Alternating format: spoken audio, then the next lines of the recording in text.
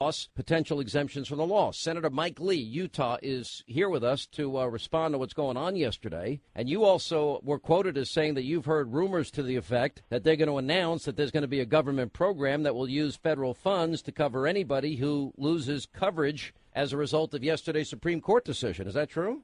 Yes, there are rumors circulating to that effect. Reuters made a statement a little while ago indicating that the White House is apparently considering doing that and considering whether it has that authority. Probably too soon for me to speculate what that might look like or whether they'll even decide to go through with it. But this is an administration that has repeatedly expanded the role of government at the expense of individual liberty. Fortunately, yesterday we had a situation in which the Supreme Court was able to step in and stop that from happening and stop the federal government from telling employers that they have to choose between abiding by their religious beliefs and abiding by federal law. And so that was a big win for America yesterday. You know, isn't it amazing if you look at the recent court decisions, the recess appointment decision, the two decisions yesterday, they all go to the heart of abuse of power of government. I mean, if there's one common thread in all of these, that's it. Yeah, that's right. Well, this is an administration that really likes power and really likes to exercise its power. And it has abused its power time and time again. And we've seen the Supreme Court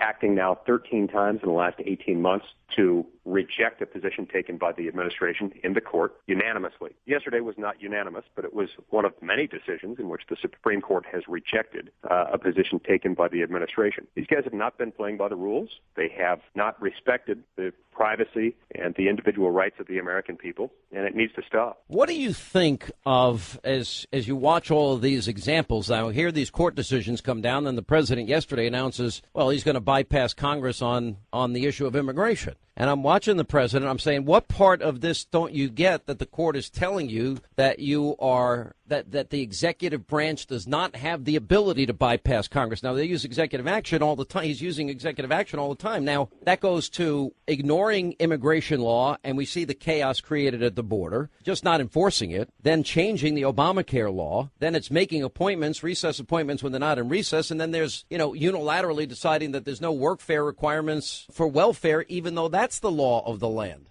It's a big problem, and it's a problem that many people are becoming aware of around the country. We have to remind ourselves, Sean, that ours is not a government of one. This is why we have a constitution, because our founding fathers were justifiably concerned with one person getting too much power, and they knew that that was most likely going to be a problem with respect to the president. And so that's why they put in place these checks and balances. When we don't honor those, we run a very real threat that will turn our presidency into sort of a monarch. And that's why what we really need is for Congress to call him out on this when he does this, and for Congress to make sure that the president will no longer be able to expect Congress's complete cooperation when he wants to do something. It's my belief, for example, that when the president rewrites the Affordable Care Act, Congress should respond by saying, hey, we are a necessary party to this relationship. We have to fund your government. And if you want your government to be funded, you darn well better respect the law. And I think the time for that has come. Well, let me ask you, and let me move on this, because I agree with that. Look, I actually think that John Boehner is going to have a hard time getting standing in his case against the president, in large part because I think they have authority, and the authority is what Ted Cruz was arguing at the time, and that is that they have the ability, the power of the purse, and if they don't use the power of the purse, then, they're basically looking for the courts to bail them out for doing the things that they themselves already have the power to do. Is that a good analysis or no? Yeah, I think that is a very fair observation. I think there are many cases in which it's difficult for Congress to establish standing. But regardless, I also definitely agree with your broader point, which is that Congress has certain powers that inhere in being a coordinate branch of government. Congress needs to use those powers. I don't mind if John Boehner wants to try his hand at litigation. I think, the more tools in our arsenal that we can use against this president when he violates the Constitution, the better.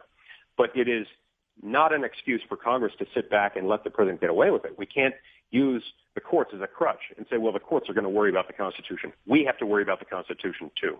And we've got to stay focused on that effort as well. My question to you, my next question, I'm watching the Republican Party, and I see people like you and Rand, even though I really disagreed with his observations about not blaming Obama for the disaster in Iraq, and he was on yesterday, and Marco and Ted Cruz, obviously. And I'm thinking you guys need reinforcements. And I don't like to get too involved in races and especially intramural contests, but I supported McDaniel out in Mississippi. And between Matt Boyle and his coverage and my buddy Jeff Lord at the American Spectator and his coverage, we're really the curtain is beginning, as Jeff put it, to be pulled up on the shenanigans involved one way or the other in this GOP Senate primary contest and this runoff. And at the center of this is a group calling themselves Mississippi Conservatives. And we know that these racist flyers were distributed. And we know that the allegations against the Tea Party suggesting that they're racist and that Chris McDaniel is racist. But the unfolding story is talking about involving people that are close to President Obama, Hillary Clinton, Joe Biden, Al Gore, and that somehow they made a deal with the devil here, in as much as they used Democratic tactics. They got involved with Democratic operatives. They used the same playbook that wrongly suggests that conservatives are racist.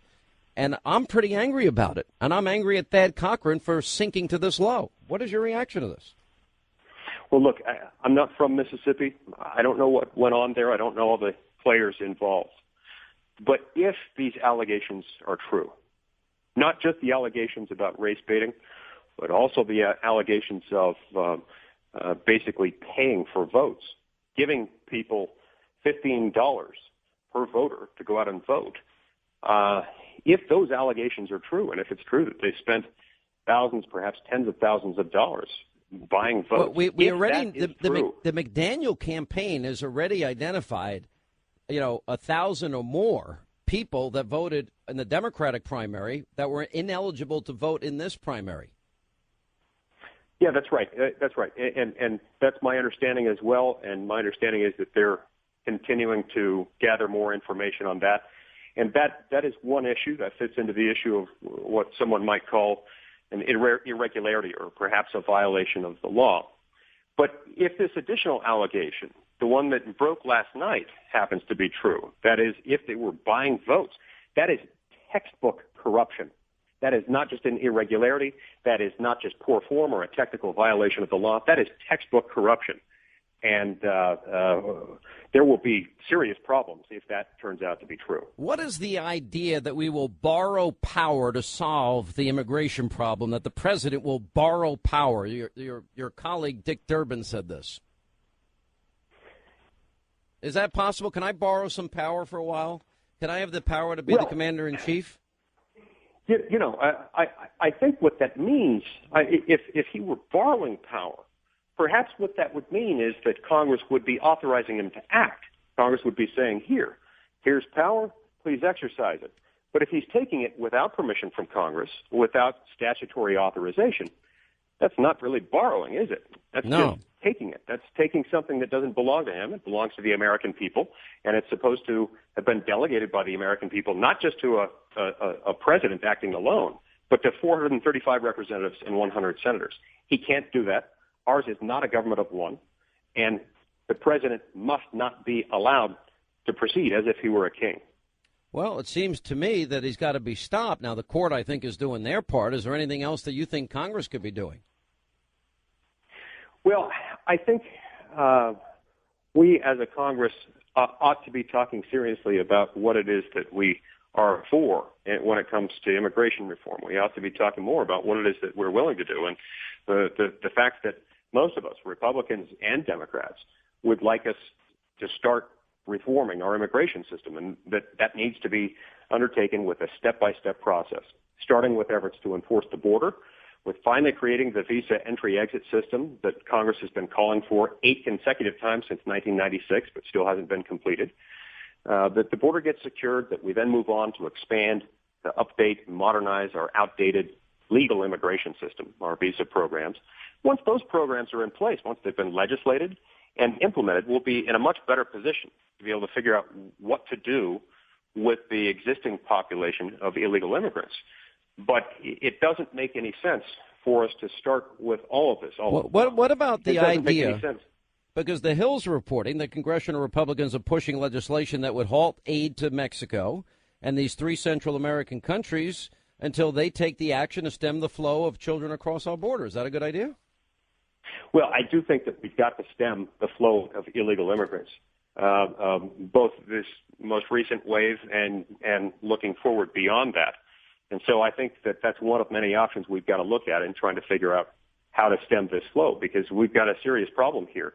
This is not just a problem for us. This is a problem of very large consequence with significant humanitarian concerns bound up with it. Yeah. What about the VA issue? There was news today about the VA. Did you hear about this guy in Boston that finally got a VA doctor's appointment 2 years after he died? Yeah, and, this is disturbing because it reminds us of why it is that so many of us are so concerned about any effort, even an incremental effort, to move in the direction of a government-funded, government-run, single-payer healthcare system. The government has not proven to be the world's best administrator of hospitals and health clinics, as we've seen in this VA nightmare. The fact that it took this gentleman, this brave American, 2 years to get an appointment is absolutely inexcusable. Mm-hmm.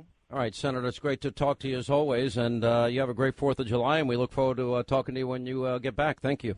Thanks so much, Sean. It's great to talk to you. All right, Senator Mike Lee of Utah on the Sean Hannity Show. All right, the Israelis strike back.